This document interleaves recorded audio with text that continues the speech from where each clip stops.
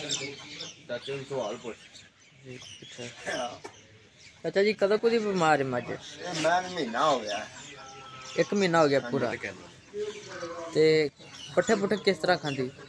पट्ठे हरे घट खाते, सुके ज्यादा खाते। तूड़ी वाली ज्यादा खांदी? सुके दा पट्ठे खाई जांदी। हाँ जी कमाल सुके का चाप जांदी।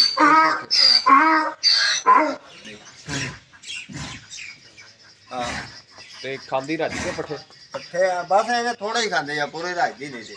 सही है मतलब जिन्ने को खा लेंदे लगदे नहीं। हां वो इस तरह के थोड़े खा के खरोते नहीं दी। अच्छा सून वाली भी हैगी?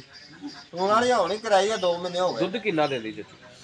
दुध अगे दे देते ही बात 2 गड़ी दे। अच्छा वो जिद्दां दी इस तरह ढिड्ड ढोड़ी है या मैं अद्धे पौनी गड़ी दे। गां जेहड़ी ना अंदरों राजी दी हैगी, गां जेहड़ी ना पट्ठे नहीं चुकदी दी, गां दा अंदरों निजाम नहीं चलदा पिया सही। यार पूरे पट्ठे राजे खावे दो। चाची कोई डॉक्टर को चेक कराई पहले?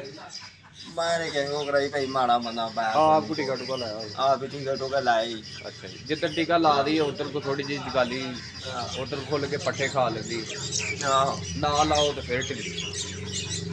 अंडे दो देखने ताही करारी कर दी है। काम दी भी है चाचे? नहीं काम नहीं कोई नहीं। तो हमने इस भैंस का क्या इलाज किया, हमने इसको थंडर दी 50 ml 1 लीटर दूध में मिलाकर, और साथ हमने इसको कैल्शियम जापानी 30 ml 30 ग्राम हमने जापानी DCP दिया, और साथ वीटा गोल्ड सुपर हमने 20 ग्राम और बास प्रो 20 ग्राम, ये हमने तकरीबन 3 माह के लिए हमने यूज़ करवाया। पेंटासल्फेट हमने 30 से 40 ग्राम रोज़ डेली बेस पर यूज़ करवाया, और साथ हमने कैरासेल के इंजेक्शन 20-20 ml डेली, ये हमने 15 से 20 दिन तक जिनके लिखने जिनके मशवरा दिया। तो ये भैंस 8 दिन के अंदर अंदर ही इसकी दूध की प्रोडक्शन भी काफ़ी हद तक बेहतर हो चुकी थी, और चारा भी खाने लगी, तो सबल चारा भी खाने लगी थी। जो खुश्क चारा खाती थी वो सबल चारा खाने लगी, और दाना वंडा वगैरह भी खाने लगी थी। और साथ हमने ग्लूकोज का लेवल पूरा करने के लिए गैलेक्सो डी 250 ग्राम रोज़ का हमने खिलाने का मशवरा दिया। तो ये भैंस अब ठीक